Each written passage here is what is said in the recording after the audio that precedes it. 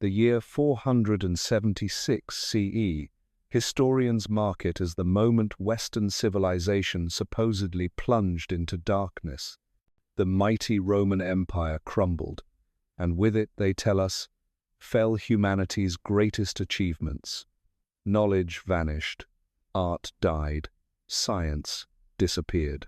For 1,000 years, Europe became a wasteland of ignorance, superstition, and barbarism. But what if everything you've been taught about the Dark Ages is a lie? What if this wasn't an age of darkness at all, but rather an era when knowledge flowed like never before? What if the greatest libraries weren't destroyed, but hidden? What if the most brilliant minds weren't silenced, but working in secret? And what if the real story of these centuries has been deliberately buried beneath layers of myth and propaganda? Tonight, we're going to shatter one of history's most persistent lies.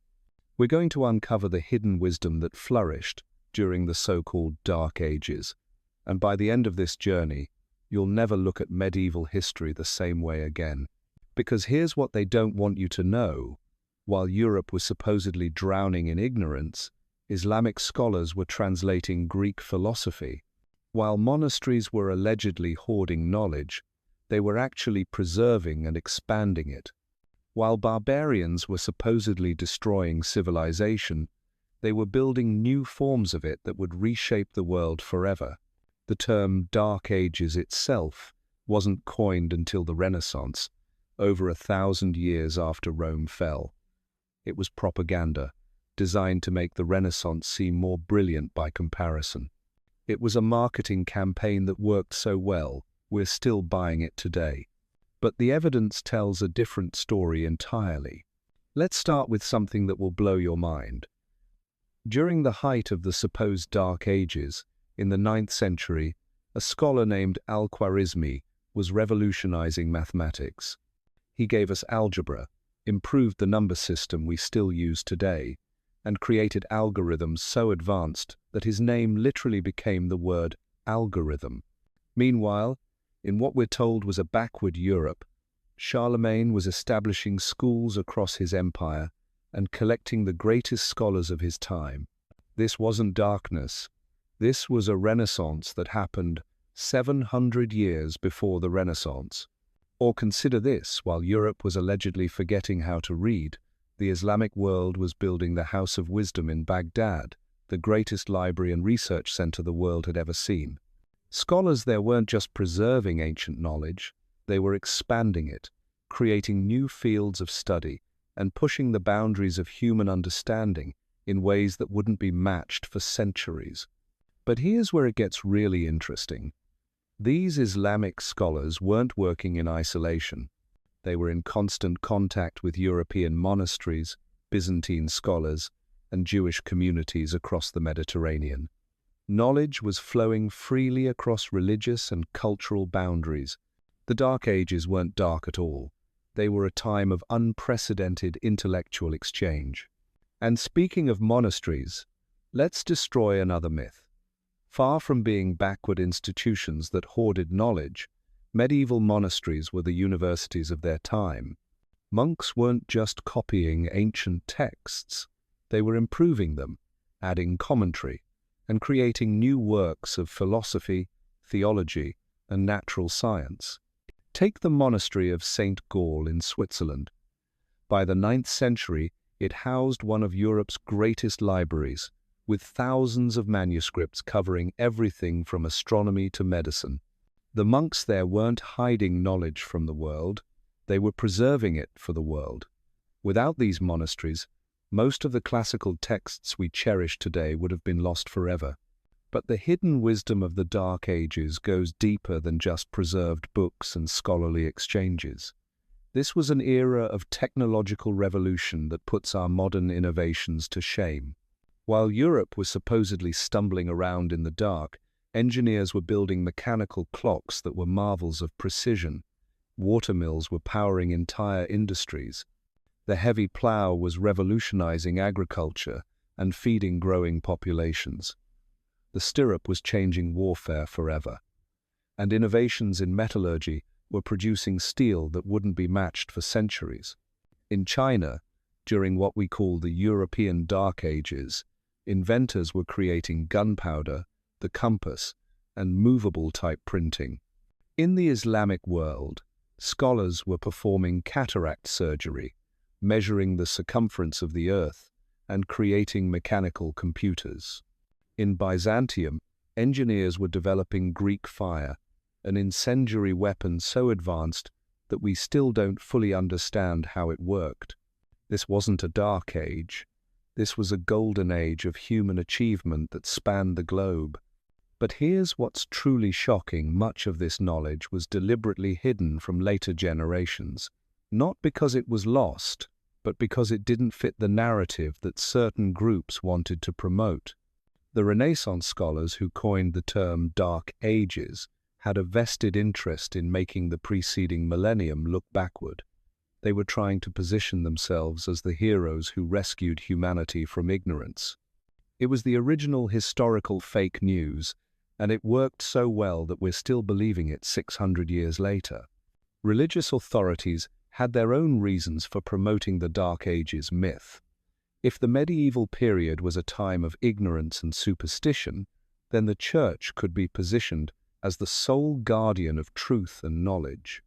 Never mind that medieval scholars were asking the same questions about faith and reason that we wrestle with today. Never mind that they were developing sophisticated theological and philosophical systems that influenced thinking for centuries. Political authorities joined in because the Dark Ages myth supported their narrative of progress. If the past was dark and the present was enlightened, then current rulers could claim to be leading humanity toward a brighter future. It's the same propaganda technique used by every regime that wants to justify its power, and academic authorities. They had perhaps the strongest motive of all. The Dark Ages myth created a clean break between the ancient world and the modern world, with themselves as the bridge between them. It positioned universities as the inheritors of classical learning, ignoring the centuries of scholarship that had kept that learning alive. But the evidence keeps mounting that this narrative is fundamentally false. Archaeological discoveries are revealing medieval cities that were far more sophisticated than we've been told. Recent excavations have uncovered evidence of advanced engineering, complex trade networks, and cultural achievements that rival anything from the classical period. Manuscript studies are showing that far from being rare and precious objects hoarded by monks, books were being produced and circulated on a scale that suggests widespread literacy. The famous medieval illuminated manuscripts weren't one-off masterpieces. They were part of a thriving publishing industry. Scientific analysis of medieval artifacts is revealing technologies that we assumed weren't invented until much later. The famous Antikythera mechanism, an ancient Greek computer, wasn't a unique marvel. Similar devices were being built throughout the medieval period. Even our understanding of medieval art is being revolutionized. Those primitive medieval paintings weren't the result of artistic incompetence. They were sophisticated symbolic systems that conveyed complex theological and philosophical ideas. The artists knew perfectly well how to create realistic depictions. They chose not to because they were trying to communicate something more important than mere appearance. The more we dig, the more we discover that the Dark Ages weren't dark at all. They were a time when human knowledge and achievement reached new heights, when different cultures shared ideas freely, and when innovations were reshaping the world in ways that are still felt today. But perhaps the most hidden wisdom of the Dark Ages isn't found in their books or their technologies. It's found in their approach to knowledge itself. Medieval scholars didn't see knowledge as something to be owned or hoarded. They saw it as something to be shared, debated, and built upon. They created systems of scholarly exchange that spanned continents and crossed religious boundaries. They established universities as places where different ideas could compete freely. They developed methods of critical thinking that are still used today. Most importantly, They understood something that we've forgotten in our modern age of specialization, that all knowledge is connected.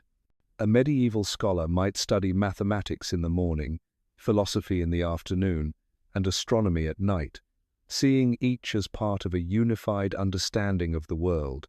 This holistic approach to learning produced insights that narrow specialization often misses.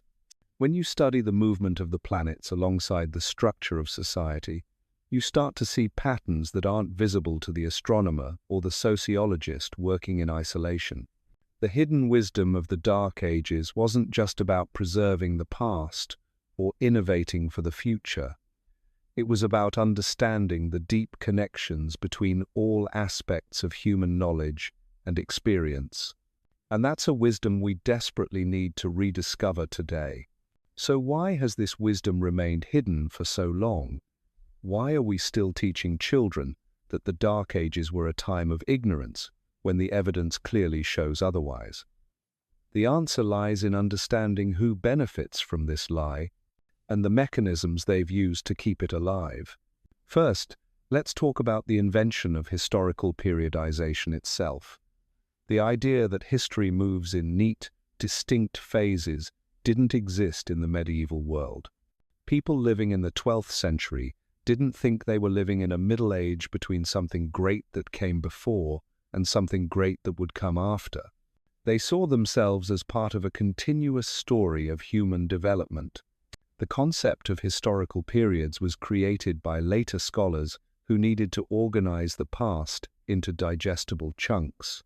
But here's the thing about organizational systems: they reveal as much about the organizer as they do about what's being organized. When Renaissance humanists created the three-part division of ancient, medieval, and modern history, they weren't just describing the past. They were creating a narrative that positioned their own era as the hero of the story. Think about it this way. If you're a scholar in 15th century Florence and you want to convince people that your work is revolutionary, what's the best strategy? You can't claim to be better than the Greeks and Romans because everyone knows they were brilliant. But you can claim that everything between the Romans and yourself was garbage. You can create a dark valley between two peaks of achievement, with yourself standing on the second peak, looking back at the darkness you've supposedly conquered. It's brilliant marketing, really, and it worked so well that we're still buying the product 5 centuries later. But the Renaissance humanists had help in selling this narrative. The Protestant Reformation provided the perfect partner for this historical revisionism.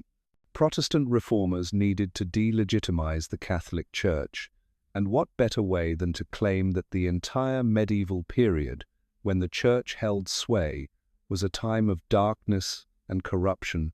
Never mind that medieval Catholic scholars had preserved classical learning through the collapse of Rome. Never mind that they had created the first universities, developed sophisticated philosophical systems, and maintained networks of intellectual exchange that spanned continents. The reformers needed a villain for their story, and medieval Catholicism fit the bill perfectly. The Enlightenment took this narrative and ran with it. Enlightenment thinkers positioned themselves as the champions of reason against superstition, science against religion, progress against stagnation. To make their own achievements seem more dramatic, they needed to paint the previous age as dark as possible. Voltaire famously called the medieval period a time when history slept. Edward Gibbon blamed the fall of Rome on Christianity and barbarism, setting up a narrative where rational civilization was destroyed by irrational forces and only restored by the return of classical learning and scientific thinking. These weren't neutral historical observations. They were ideological statements designed to support Enlightenment claims about the superiority of reason over faith, individualism over community, and secular authority over religious authority. The Dark Ages myth became a foundational story of modernity. It explained where we came from, why we're superior to our ancestors, and why we should trust secular, rational authorities over traditional ones. It's the origin story of the modern world, and like all origin stories, it's more mythology than history. But here's where it gets really insidious. Once this narrative became established in academic circles, it became self-reinforcing. Scholars who challenged it found their careers threatened. Evidence that contradicted it was dismissed or ignored. Alternative interpretations were marginalized. Universities, which pride themselves on free inquiry and critical thinking, became guardians of this particular orthodoxy. Students were taught to repeat the narrative without questioning its foundations. Textbooks presented it as established fact rather than contested interpretation. Publishing houses, academic journals, and scholarly societies created an entire ecosystem that rewarded conformity to this narrative and punished dissent from it. Grants went to projects that supported the standard story. Tenure went to professors who taught it faithfully. Recognition went to scholars who found new evidence for old conclusions. Meanwhile, evidence that contradicted the narrative was systematically excluded from mainstream discourse. Archaeological discoveries that showed medieval technological sophistication were relegated to specialist journals that few people read. Manuscript studies that revealed widespread literacy were dismissed as exceptions that proved the rule. Scientific analysis of medieval innovations was ignored when it didn't fit the predetermined story. It's not that there was a conspiracy to hide the truth. It's that the institutional structures of modern academia had evolved to protect a particular version of the truth, and those structures became so entrenched that they operated automatically without anyone having to consciously decide to suppress dissenting views. The result is what scholars call paradigm lock. Once a particular interpretation becomes dominant, it becomes extremely difficult to challenge, even when new evidence emerges that contradicts it. The paradigm protects itself by defining what counts as legitimate evidence, what questions are worth asking, and what conclusions are acceptable. And the Dark Ages paradigm has been locked in place for centuries. But paradigm lock isn't permanent. Scientific revolutions happen when the weight of contradictory evidence becomes too heavy for the old paradigm to support. And we may be approaching that point with the Dark Ages myth. New archaeological techniques are revealing the sophistication of medieval technology and engineering. Digital humanities projects are making medieval manuscripts accessible to scholars worldwide, revealing the extent of medieval literacy and learning. Interdisciplinary collaboration is breaking down the artificial barriers between different fields of medieval studies. Most importantly, a new generation of scholars is approaching medieval history without the ideological baggage of their predecessors. They're not trying to prove that the medieval period was dark in order to make modernity look bright. They're simply trying to understand what actually happened during those centuries. And what they're finding is extraordinary. Take the example of medieval Islamic science. For decades, Western scholars dismissed Islamic contributions to human knowledge as mere preservation of Greek learning.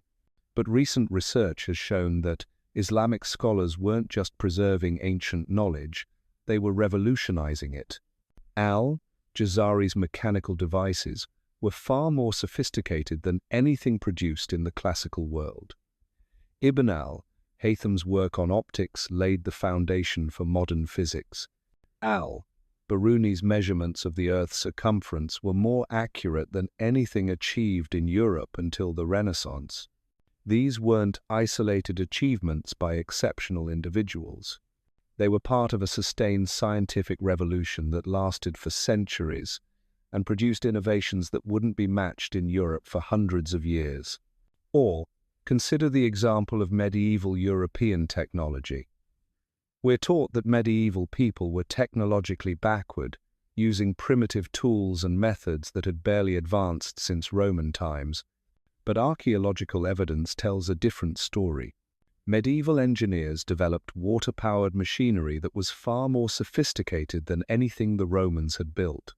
Medieval architects created structural innovations that allowed them to build higher and more elegantly than their classical predecessors. Medieval metallurgists produced steel that was superior to Roman iron.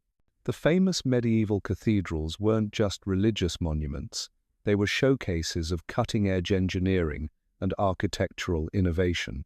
The flying buttresses, ribbed vaults, and rose windows weren't primitive attempts to copy classical models. They were revolutionary solutions to structural problems that classical architects had never solved. Even medieval agriculture, supposedly the most backward aspect of medieval life, was actually highly sophisticated. Medieval farmers developed crop rotation systems that maintained soil fertility better than classical methods.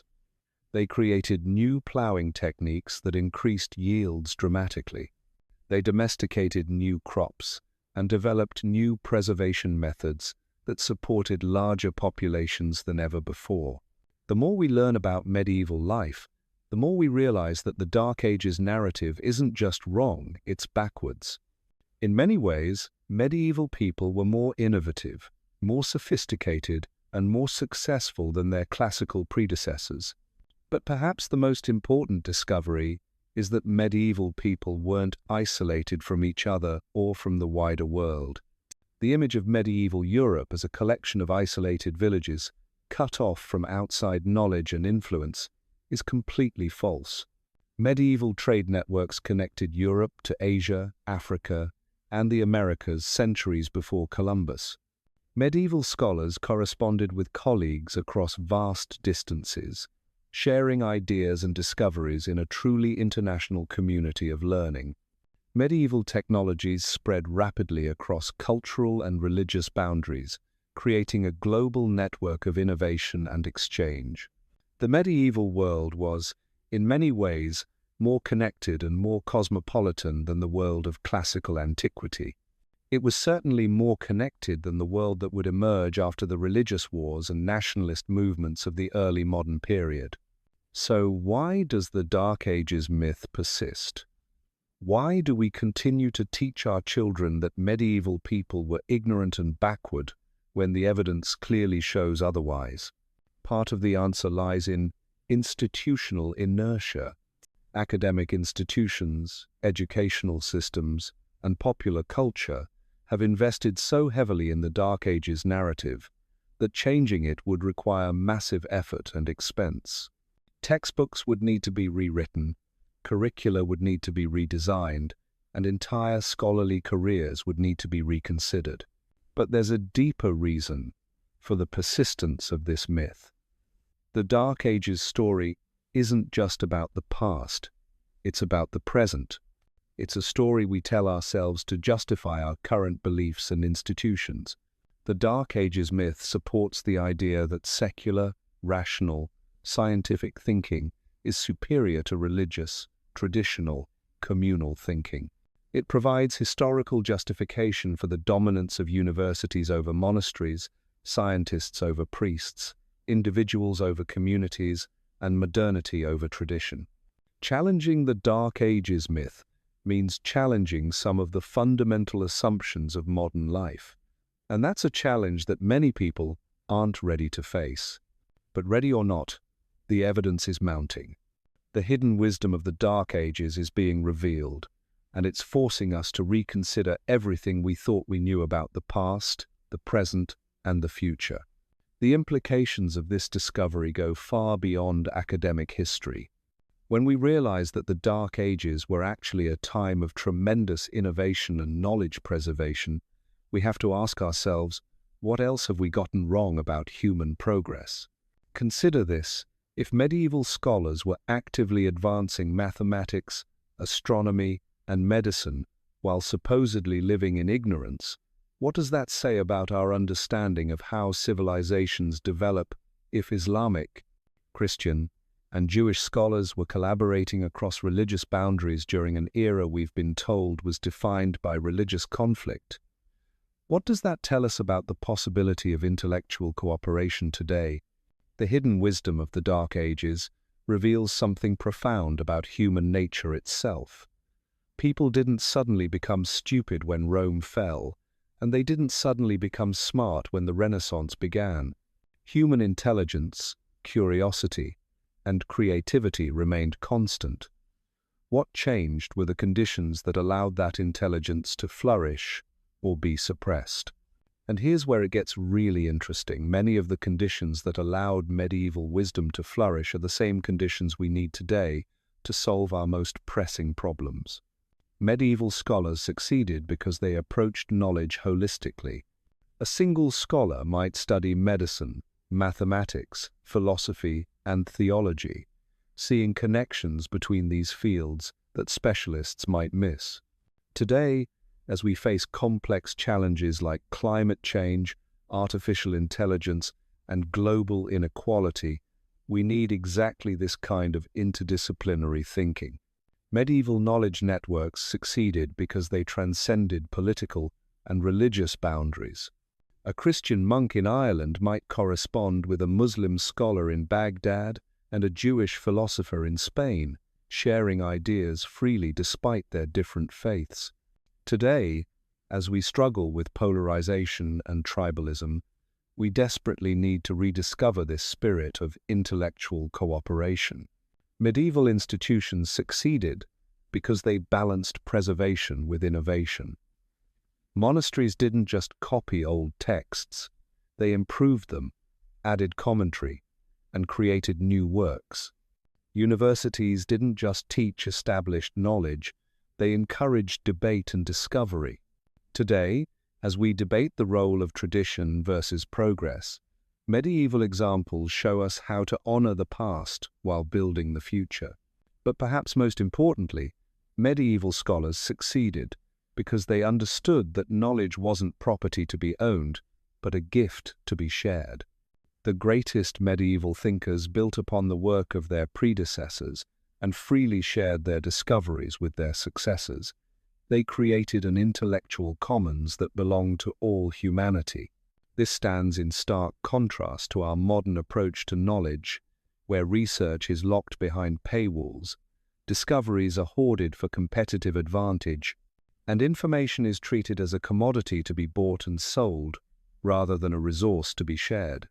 The hidden wisdom of the Dark Ages suggests that this modern approach isn't just morally questionable, it's practically counterproductive. Knowledge grows faster when it's shared freely. Innovation happens more rapidly when ideas can cross boundaries easily. Problems get solved more effectively when diverse minds can collaborate without artificial barriers. Think about the medieval translation movement, when Islamic scholars systematically translated Greek philosophical and scientific texts into Arabic. They didn't hoard these translations for themselves.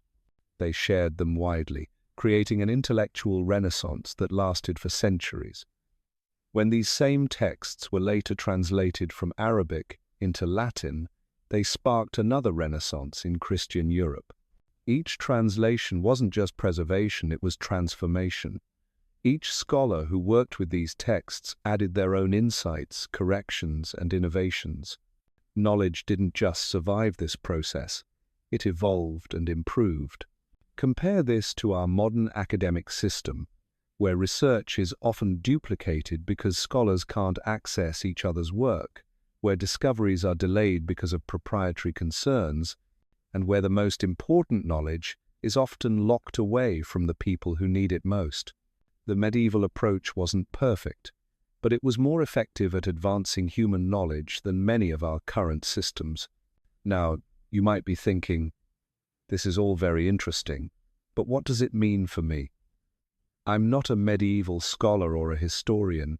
Why should I care about whether the Dark Ages were really dark or not? Here's why it matters. The story we tell about the past shapes how we think about the present and the future. If we believe that human progress is linear, that we're always getting smarter and better, then we might dismiss traditional wisdom as outdated superstition. If we believe that certain periods of history were dark ages of ignorance, we might assume that certain approaches to knowledge are inherently inferior. But if we understand that human intelligence and creativity have been constant throughout history, that different eras have found different ways to organize and advance knowledge, then we might be more open to learning from the past and more humble about our own achievements. The Dark Ages myth teaches us that there's only one way to organize knowledge and society our way. The modern way. The secular, rational, individualistic way. But the hidden wisdom of the Dark Ages reveals that there have been many successful ways to organize human learning and cooperation, and that we might have something to learn from approaches we've dismissed as primitive or backward. This doesn't mean we should abandon modernity and return to medieval monasteries. It means we should be more thoughtful about which aspects of modernity are genuinely superior and which might be holding us back. For example, our modern emphasis on specialization has produced incredible advances in narrow fields, but it may have cost us the ability to see connections between different areas of knowledge. Medieval scholars who studied multiple disciplines might have been less expert in any single field, but they might have had insights that pure specialists miss. Our modern emphasis on individual achievement has motivated tremendous innovation, but it may have weakened our ability to collaborate and share knowledge effectively. Medieval scholars who worked within communities of learning might have been less famous as individuals, but they might have been more effective at advancing collective understanding. Our modern emphasis on secular rationality has freed us from certain kinds of dogma, but it may have cut us off from sources of meaning and motivation that sustained earlier scholars through centuries of patient work. Medieval scholars who saw their intellectual work as a form of spiritual practice might have had a deeper sense of purpose that we've lost. The point isn't to romanticize the medieval period or to dismiss modern achievements. The point is to recognize that different approaches to knowledge have different strengths and weaknesses, and that we might be able to learn from the successes of the past while avoiding their failures. Consider how this applies to education. Our modern educational system is based on the assumption that knowledge should be divided into separate subjects, taught by specialists, and tested through standardized assessments. Students learn mathematics in one class, history in another, literature in a third, with little connection between them. But medieval education was integrated. Students learned grammar, logic, and rhetoric together as the trivium.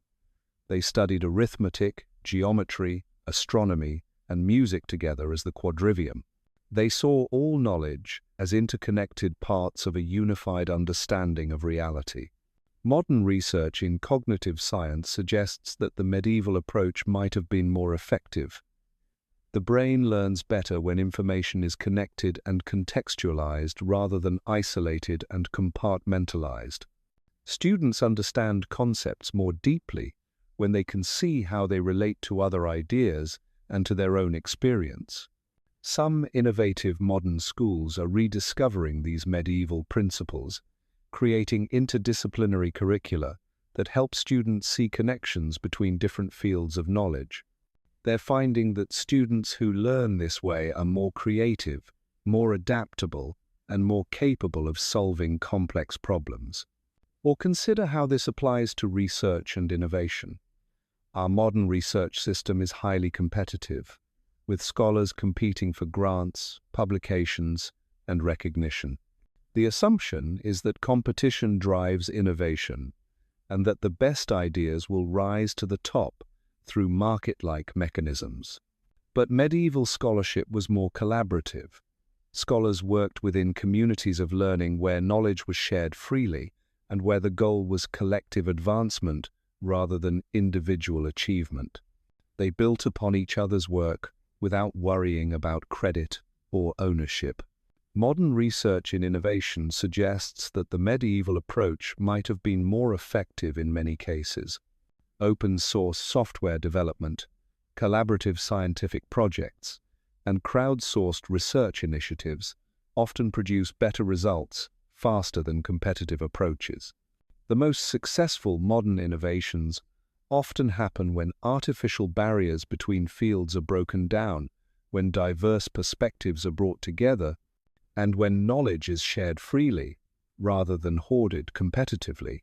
This doesn't mean that competition is always bad, or that collaboration is always good, but it does suggest that we might be overemphasizing competition at the expense of collaboration, and that we might have something to learn from medieval approaches to knowledge sharing. The hidden wisdom of the Dark Ages isn't just about correcting historical misconceptions. It's about recovering ways of thinking and organizing that we've lost in our rush toward modernity. But that might be exactly what we need to address the challenges we face today. Climate change, for example, is the kind of complex, interconnected problem that requires exactly the kind of holistic, interdisciplinary thinking that medieval scholars practiced. It can't be solved by economists working in isolation from ecologists, or by technologists working separately from social scientists. It requires the kind of integrated understanding that sees connections between different fields and different scales of analysis. Similarly, artificial intelligence poses challenges that require collaboration between computer scientists, ethicists, psychologists, and policymakers. No single discipline has all the answers, and no single nation or institution can solve these problems alone. We need the kind of international, interdisciplinary cooperation that characterized medieval scholarship at its best. The polarization and tribalism that plague modern societies might be addressed by recovering the medieval understanding that knowledge belongs to all humanity, not to particular groups or factions. When scholars from different religious and cultural backgrounds could collaborate effectively during the medieval period, it suggests that such cooperation is possible even across deep ideological divides. The mental health crisis that affects so many people in modern societies might be addressed by recovering the medieval understanding that intellectual work can be a form of spiritual practice, that learning can be a source of meaning and purpose, rather than just a means to material success. None of this means we should abandon the genuine achievements of modernity or return to medieval institutions. But it does mean we should be more thoughtful about which aspects of our current approach to knowledge and society are helping us, and which might be holding us back. The hidden wisdom of the Dark Ages offers us a different lens through which to view human potential and social organization. It suggests that there are multiple paths to knowledge and progress, and that we might benefit from exploring some of the roads we've chosen not to take. This is perhaps the most important lesson of all human beings have been intelligent, creative, and innovative throughout history. The particular ways we organize knowledge and society can either support or suppress these natural human capacities. The medieval period found ways to support them that we've largely forgotten, but that we might need to rediscover. The darkness of the Dark Ages was never in the minds of the people who lived through them. It was in the story later generations told about them, and if we can clear away that artificial darkness, we might find sources of light that can help illuminate our own path forward. The question now is whether we're brave enough to let go of comfortable myths about our own superiority, humble enough to learn from the wisdom of the past, and creative enough to forge new approaches that combine the best insights from different eras of human experience. Because the real Dark Age might not be behind us. It might be the one we create for ourselves if we refuse to see the light that's been there all along. The evidence of this hidden wisdom isn't buried in dusty academic journals or locked away in university vaults. It's hiding in plain sight, waiting for anyone brave enough to look past the comfortable lies we've been taught to accept. Walk into any major museum today, and you'll see medieval artifacts labeled with dates and descriptions that subtly reinforce the Dark Ages myth. A mechanical clock from the 13th century is described as surprisingly sophisticated for its time. A mathematical treatise from the 9th century is presented as an exception to the general ignorance of the period. An architectural innovation is explained as anticipating later Renaissance developments. Notice the language here. Notice how the narrative is preserved even when the evidence contradicts it. The artifacts themselves scream that medieval people were brilliant innovators, but the descriptions whisper that they were lucky accidents in an otherwise dark world. This is how institutional memory works. It's not maintained through grand conspiracies or secret meetings. It's preserved through 1,000 small decisions, 1,000,000 tiny word choices, countless moments when curators, textbook writers, and teachers choose to frame evidence in ways that support the established story rather than challenge it. But here's what's really happening behind the scenes. Private collectors, independent researchers, and scholars working outside the mainstream academic system have been quietly accumulating evidence that completely demolishes the Dark Ages narrative. They've been studying medieval technologies that surpass modern understanding, analyzing texts that reveal sophisticated philosophical systems, and uncovering networks of knowledge exchange that spanned continents. Why haven't you heard about these discoveries? Because they don't fit the institutional narrative. Museums don't want to rewrite their exhibit labels. Publishers don't want to recall textbooks that cost millions to produce. Universities don't want to admit that entire departments have been teaching fundamentally flawed interpretations for decades. The result is a kind of intellectual apartheid, where revolutionary discoveries are confined to specialist circles, while the general public continues to be fed the same outdated mythology. Take the example of medieval Islamic hospitals. Most people have never heard of them, despite the fact that they were the most advanced medical institutions in human history up to that point. The Bimaristan of Baghdad, built in the 9th century, had separate wards for different diseases, a pharmacy, a library, lecture halls for medical students, and even a section for mental health treatment. These weren't primitive healing centers run by religious mystics. They were sophisticated medical institutions that employed the most advanced surgical techniques, pharmaceutical knowledge, and diagnostic methods available anywhere in the world. They kept detailed patient records, conducted medical research, and trained doctors using systematic curricula that wouldn't be matched in Europe for centuries. But mention medieval Islamic hospitals to most educated people today, and you'll get blank stares. It doesn't fit the narrative we've been taught about medieval medicine being dominated by superstition and bloodletting. Or consider the medieval Jewish scholars who were translating, preserving, and expanding upon classical philosophical texts while supposedly living through Europe's darkest period. Figures like Maimonides weren't just preserving ancient wisdom, they were synthesizing it with contemporary knowledge to create entirely new philosophical systems that influenced thinking for centuries.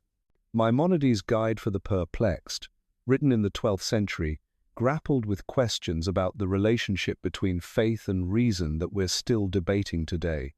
His medical treatises were so advanced that they were still being used as textbooks in European universities during the Renaissance. But most people have never heard of Maimonides, despite the fact that his intellectual achievements rival those of any thinker from any period. He doesn't fit the story we tell about medieval ignorance. The pattern repeats across every field of medieval achievement. Advanced metallurgy that produced steel superior to modern techniques. Agricultural innovations that supported population growth unprecedented in human history. Architectural engineering that created structures so durable they're still standing after 1,000 years. Each discovery is either ignored, minimized, or explained away as an exception that proves the rule. The Dark Ages myth has become so entrenched that evidence contradicting it is automatically dismissed rather than seriously considered. But then to that achievement, much of the knowledge that flourished during the supposed Dark Ages wasn't lost. Most shocking revelation isn't about what medieval people achieved. It's about what happened suppressed by the very people who later claimed to have rescue through ignorance or neglect. It was deliberate lead humanity from darkness. Renaissance humanists didn't just rediscover classical learning, they actively worked to discredit and destroy medieval learning. They promoted the idea that nothing of value had been produced between the fall of Rome and their own era, not because it was true, but because it served their political and intellectual agenda. Universities that had been centers of learning for centuries were reformed or closed. Libraries that contained centuries of accumulated wisdom were disbanded or had their collections modernized. Scholars who defended medieval approaches to knowledge found themselves marginalized or silenced. The irony is breathtaking. The same people who claimed to be rescuing knowledge from medieval darkness were actually destroying more knowledge than had been lost during the entire medieval period. This wasn't accidental. It was a systematic campaign to erase intellectual history and replace it with a narrative that served the interests of emerging power structures. Religious reformers wanted to delegitimize medieval Catholicism. Political authorities wanted to justify their break with traditional forms of governance. Academic institutions wanted to position themselves as the sole legitimate inheritors of classical learning. The medieval period became a convenient scapegoat for everything these groups wanted to reject about the past. By painting it as uniformly dark and ignorant, they could justify their revolutionary changes while positioning themselves as humanity's saviors. The strategy worked so well that we're still living with its consequences 5 centuries later. We've internalized the propaganda so completely that we can't see the evidence that contradicts it, even when it's staring us in the face. But here's the thing about truth. It has a way of surfacing, no matter how deeply it's been buried. And the truth about the medieval period is beginning to emerge from the archives, the archaeological sites, and the manuscript collections where it's been hiding for centuries. Digital technology is playing a crucial role in this resurrection. Medieval manuscripts that were locked away in private collections or institutional vaults are being digitized and made available to researchers worldwide. Texts that haven't been read in centuries are being translated and analyzed. Lost works are being reconstructed from fragments scattered across different libraries. The result is a flood of new information that's forcing scholars to reconsider everything they thought they knew about medieval intellectual life. What they're finding is that the medieval period wasn't just more sophisticated than we've been taught. In many ways, it was more sophisticated than our own era. Medieval scholars had a breadth of learning that puts modern specialists to shame. They could move effortlessly between mathematics and theology, medicine and philosophy, astronomy and poetry. They saw all knowledge as interconnected parts of a unified understanding of reality. Medieval institutions had a flexibility that modern bureaucracies lack. Universities could adapt their curricula to incorporate new discoveries. Monasteries could shift their focus from preservation to innovation when circumstances demanded it. Scholars could collaborate across religious and cultural boundaries when the pursuit of truth required it. Medieval networks had a resilience that modern systems might envy. When one center of learning was destroyed, others took up the slack. When one tradition was suppressed, it survived in different forms elsewhere. Knowledge flowed through multiple channels, ensuring that no single disruption could destroy the entire system. Most importantly, medieval scholars had a sense of purpose that sustained them through centuries of patient work. They weren't driven by career advancement or financial reward. They were motivated by the belief that knowledge was sacred, that understanding was a form of worship, and that their intellectual work was contributing to something greater than themselves. This sense of sacred purpose allowed them to undertake projects that would be impossible in our modern academic environment. They would spend decades translating a single text, not because it would advance their careers, but because they believed it was important for human understanding. They would collaborate on research projects that spanned generations. with each scholar building on the work of their predecessors without expecting individual credit. The result was a level of intellectual achievement that we've never been able to match, despite all our modern advantages in technology, funding, and institutional support. But perhaps the most important lesson of medieval scholarship isn't about their specific achievements. It's about their approach to knowledge itself. They understood something that we've forgotten, that wisdom isn't just about accumulating information. It's about understanding the connections between different kinds of information and using that understanding to live better lives and build better communities. Medieval scholars didn't just study the world, they tried to understand their place in it. They didn't just analyze texts, they tried to internalize their wisdom. They didn't just advance their fields, they tried to integrate their knowledge into a coherent worldview that could guide their actions and inspire their communities. This holistic approach to learning is exactly what we need today as we face challenges that can't be solved by narrow specialization. Climate change requires scientists who understand economics, economists who understand ecology, and policymakers who understand both. Artificial intelligence requires computer scientists who understand ethics, ethicists who understand technology, and citizens who understand both. The artificial intelligence revolution that's transforming our world today bears striking similarities to the translation revolution that transformed the medieval world. Just as medieval scholars had to figure out how to integrate knowledge from different cultures and languages, we have to figure out how to integrate human intelligence with artificial intelligence. The medieval approach suggests some strategies that might be helpful. Instead of trying to replace human thinking with machine thinking, we might focus on creating productive collaborations between the two. Instead of viewing AI as a threat to human knowledge, we might see it as a tool for expanding human understanding. Instead of letting technological change fragment our communities, we might use it to create new forms of intellectual cooperation. But this will require recovering some of the wisdom that the Dark Ages myth has hidden from us. It will require seeing knowledge as a shared human heritage rather than private property. It will require approaching learning with humility rather than arrogance. It will require understanding that technological progress without moral progress is ultimately destructive. The hidden wisdom of the Dark Ages offers us a different model for how human societies can organize knowledge and learning. It's not a perfect model, and we shouldn't try to copy it exactly, but it contains insights that we've lost in our rush toward modernity, insights that might be crucial for navigating the challenges ahead.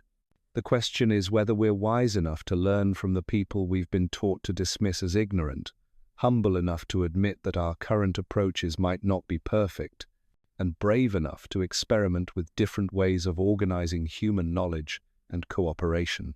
Because the real test of our civilization isn't whether we can produce more information than previous generations. It's whether we can transform that information into wisdom, and that wisdom into action that benefits all humanity. The medieval scholars who preserved classical learning through the collapse of Rome, who created new forms of knowledge during centuries of political upheaval, and who laid the foundation for many of our modern achievements, understood something that we're in danger of forgetting. They understood that knowledge is not a possession to be hoarded, but a trust to be stewarded. They understood that learning is not a competition to be won, but a collaboration to be sustained. They understood that wisdom is not a destination to be reached, but a journey to be shared. These insights were the true light that shone through the supposed darkness of the medieval period. And if we can recover them, they might be the light that guides us through the genuine darkness of our own uncertain times. The story of the Dark Ages isn't really about the past. It's about the present and the future. It's about what kind of civilization we want to create and what kind of knowledge we want to preserve for future generations. Will we continue to believe comfortable lies about our own superiority, Or will we have the courage to learn from the hidden wisdom of the ages? Will we continue to fragment knowledge into competing specialties? Or will we find ways to integrate understanding across different fields and cultures? Will we continue to treat learning as a private good? Or will we recover the vision of knowledge as a shared human heritage? The answers to these questions will determine whether we create a genuine renaissance of human learning or stumble into a dark age of our own making. The choice, as always, is ours to make. But now we have something our predecessors didn't have. We have the evidence, we have the tools. We have the opportunity to see past the myths and propaganda to the underlying reality of human achievement across all periods of history. We can choose to learn from the hidden wisdom of the Dark Ages, or we can choose to remain trapped in the intellectual darkness of our own prejudices and assumptions. The light is there, waiting for us to see it. The question is whether we're ready to open our eyes. The evidence that's been hidden from us isn't just collecting dust in forgotten archives. It's actively being suppressed by modern institutions that have built their entire identity around the Dark Ages lie. And the mechanisms they use to maintain this deception are more sophisticated and pervasive than you might imagine. Academic publishing, the supposed guardian of scholarly truth, has become a fortress protecting outdated narratives. Try submitting research that challenges the fundamental assumptions about medieval backwardness, and watch how quickly it gets buried in peer review. Not because the evidence is weak, but because the conclusions are too threatening to established academic hierarchies. The peer review system, which sounds objective and scientific, often functions as an ideological filter. Reviewers who built their careers on Dark Ages assumptions aren't going to approve papers that make their life's work look foolish. Journal editors, dependent on institutional subscriptions, aren't going to publish articles that force universities to rewrite their entire history curricula. The result is a closed loop of intellectual reinforcement. Only research that confirms existing biases gets published. Only scholars who repeat accepted narratives get tenure. Only institutions that teach orthodox interpretations get funding. The system protects itself by excluding any voice that might challenge its foundational myths. But here's where it gets really disturbing. The suppression isn't just passive anymore. It's become active, systematic, and deliberate. Archaeological sites that might reveal inconvenient truths about medieval sophistication are left unexcavated. Manuscripts that contradict established timelines are denied digitization funding. Research proposals that challenge conventional wisdom are rejected before they're even seriously considered. There's a particular case that illustrates this perfectly. A team of archaeologists in northern England discovered evidence of advanced metallurgical techniques at a medieval site. The artifacts they uncovered showed metalworking capabilities that weren't supposed to exist until centuries later. But when they tried to publish their findings, they hit a wall of institutional resistance. The first journal they submitted to rejected the paper without sending it for peer review, claiming the conclusions were too speculative. The second journal sent it to reviewers who demanded additional evidence that would have required years of further excavation, knowing full well that the funding for such work had already been denied. The third journal accepted it only after the authors agreed to soften their conclusions and add multiple disclaimers about the exceptional nature of their findings. The research was eventually published, but in such a hedged and qualified form that most readers dismissed it as an interesting anomaly rather than evidence of systematic medieval technological sophistication. The Dark Ages narrative remained intact, protected by a wall of institutional caution that treated challenging evidence as guilty until proven innocent. This pattern repeats across every field of medieval studies. Linguists who discover evidence of widespread literacy are told their samples are unrepresentative. Art historians who identify sophisticated symbolic systems in medieval paintings are accused of over-interpretation. Economists who find evidence of complex medieval trade networks are dismissed as romanticizing the past. The message is clear: you can study the medieval period, but only within the bounds of acceptable conclusions. You can discover new facts, but only if they don't challenge fundamental assumptions. You can be a medieval scholar, but only if you remain a medieval scholar in the diminished sense that the Dark Ages myth demands. But the suppression goes beyond academia. Educational publishers have billions of dollars invested in textbooks that present the Dark Ages narrative as settled fact. Rewriting those textbooks to reflect the evidence of medieval achievement would cost enormous amounts of money and undermine the credibility of educational institutions that have been teaching the old story for decades. Museum curators face similar pressures. Their exhibitions are designed around storylines that the public expects and understands. Challenging those storylines requires not just new research, but new ways of presenting information, new educational programs, and new marketing strategies. It's easier and cheaper to maintain the status quo, even when the evidence clearly contradicts it. Documentary filmmakers and popular historians face the same constraints. Audiences have been conditioned to expect certain narratives about the past. A documentary that portrayed medieval scholars as more sophisticated than Renaissance humanists would confuse viewers who have been taught the opposite their entire lives. Publishers and broadcasters, dependent on audience approval, pressure creators to stick with familiar stories rather than challenge comfortable assumptions. The entertainment industry amplifies these distortions. Movies and television shows set in medieval times almost always portray them as dirty, violent, and ignorant, because that's what audiences expect based on what they learned in school. These portrayals then reinforce the educational narratives, creating a feedback loop that makes the myths seem more real than the evidence. Social media and internet search algorithms make the problem even worse. When someone searches for information about medieval history, they're most likely to find sources that repeat the conventional wisdom, because those sources have been around longer, have more links pointing to them, and align with what the algorithms think people want to see. Alternative interpretations get buried on page 10 of search results, where almost no one ever looks. The result is an information ecosystem that systematically filters out evidence contradicting the Dark Ages myth while amplifying evidence that supports it. It's not a conscious conspiracy, but it functions like one, creating an environment where dissenting voices are marginalized and alternative interpretations are rendered invisible. But perhaps the most insidious aspect of this suppression is how it affects our thinking about progress and human potential. The Dark Ages myth doesn't just distort our understanding of the past.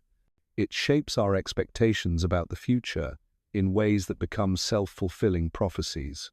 If we believe that human societies naturally progress from ignorance to enlightenment, from superstition to reason, from community to individualism, then we'll design institutions that reinforce these trajectories. We'll dismiss approaches to knowledge that don't fit our linear model of progress. We'll ignore solutions to modern problems that were developed in supposedly backward periods. The myth teaches us that there's only one path to human flourishing, the path that leads through the Enlightenment to modernity. Any society that took a different path must have been inferior. Any period that organized knowledge differently must have been a dark age. Any approach to learning that doesn't match our current methods must be primitive. This kind of thinking closes off entire avenues of human possibility. It makes us unable to learn from the past because we've convinced ourselves that the past has nothing to teach us. It makes us unable to imagine alternative futures because we've trapped ourselves in a single narrative of inevitable progress. Consider how this affects our approach to education. Because we believe medieval education was backward and ineffective, We don't seriously study medieval pedagogical methods, even when they might have insights that could improve modern teaching. Because we assume that specialization represents progress over integration, we don't experiment with more holistic approaches to learning, even when research suggests they might be more effective. Consider how this affects our approach to knowledge preservation. Because we believe that centralized, institutional control of information represents progress over distributed, community-based preservation, we create systems that are more vulnerable to single points of failure than the medieval networks they replaced. When a university closes or a database crashes, we lose access to knowledge in ways that medieval communities, with their multiple overlapping preservation systems, rarely did. Consider how this affects our approach to research collaboration.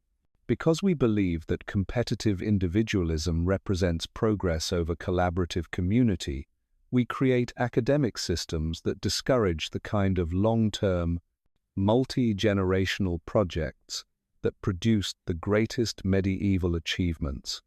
Modern scholars spend their careers competing with each other rather than building on each other's work, producing a fragmented landscape of knowledge that lacks the coherence that medieval scholarship achieved. The Dark Ages myth has made us prisoners of our own supposed superiority. We've convinced ourselves that we represent the pinnacle of human achievement, which means we have nothing to learn from anyone who came before us. We've trapped ourselves in a present that seems inevitable rather than chosen, a modernity that seems like the only possible outcome of human development rather than one path among many. But the hidden wisdom of the Dark Ages offers us a way out of this trap. It shows us that human beings have found many different ways to organize knowledge, preserve learning, and solve complex problems. It reveals that progress isn't linear, that wisdom isn't cumulative, and that modernity isn't necessarily superior to what came before it. This revelation is both liberating and terrifying. Liberating because it opens up possibilities we didn't know existed. Terrifying because it forces us to question assumptions we've never thought to examine. If medieval scholars could achieve remarkable things using methods we've dismissed as primitive, what does that say about the methods we use today? If medieval institutions could preserve knowledge through centuries of upheaval using approaches we've abandoned as ineffective, what does that say about the stability of our own information systems? If medieval communities could sustain intellectual collaboration across vast distances and cultural differences using technologies we consider obsolete, what does that say about our modern communication networks that seem to divide us more than they unite us? These aren't just academic questions. They have practical implications for every challenge we face as a civilization. Climate change, artificial intelligence, social inequality, political polarization, environmental degradation, economic instability. These problems won't be solved by continuing to do what we've always done, only more efficiently. They require new approaches to knowledge and cooperation. They require the kind of thinking that can see connections between different fields and different scales of analysis. They require the kind of collaboration that can transcend cultural and ideological boundaries. They require the kind of long-term perspective that can sustain projects across multiple generations. In other words, they require exactly the kind of intellectual approaches that flourished during the supposed Dark Ages. Approaches that we've systematically discredited and abandoned in our rush toward modernity. The irony is overwhelming. At the moment in history when we most need the intellectual tools that medieval scholars developed, we've convinced ourselves that those tools are primitive and useless. At the time when we most need the collaborative methods that medieval institutions perfected, we've dismantled those institutions and replaced them with systems that prioritize competition over cooperation. We're like a civilization that burned its bridges and then wondered why it couldn't cross the river. But it's not too late to rebuild those bridges. The hidden wisdom of the Dark Ages isn't really hidden, it's just been ignored. The methods that worked then could work again, adapted to modern circumstances and enhanced by modern technologies. Medieval scholars showed us that knowledge grows faster when it's shared freely rather than hoarded competitively. Modern open-source software development proves that this principle still works. Medieval institutions showed us that learning thrives when different perspectives are brought together rather than segregated into separate specialties. Modern interdisciplinary research centers prove that this approach still produces breakthrough insights. Medieval networks showed us that information can be preserved more reliably through distributed, community-based systems than through centralized, institutional control. Modern blockchain technologies and peer-to-peer networks prove that this insight is more relevant than ever. Medieval scholars showed us that intellectual work can be sustained across generations when it's motivated by something greater than personal advancement. Modern collaborative scientific projects like Wikipedia and Linux prove that people will still contribute to collective knowledge when they believe their work serves a higher purpose. The tools are there, the evidence is there, the models are there. What's missing is the courage to admit that we might have something to learn from the people we've been taught to despise as ignorant and backward. What's missing is the humility to recognize that our current approaches to knowledge and cooperation might not be the best possible approaches, and that wisdom might be found in places we've never thought to look. What's missing is the vision to see that recovering the hidden wisdom of the Dark Ages isn't about going backward.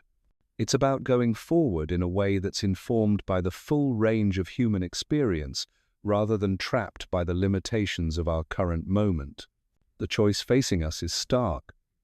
We can continue to believe comfortable lies about our own superiority and remain trapped in approaches to knowledge and cooperation that aren't working.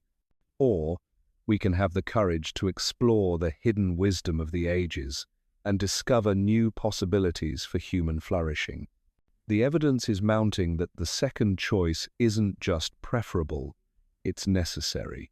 The challenges we face as a civilization are too complex for narrow specialization, too urgent for competitive delays, and too important for institutional arrogance.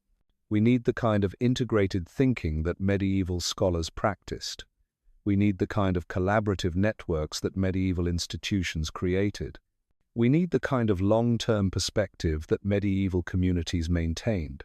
We need, in other words, to stop being prisoners of the Dark Ages myth and start being students of the hidden wisdom it has concealed from us. The darkness was never in their minds.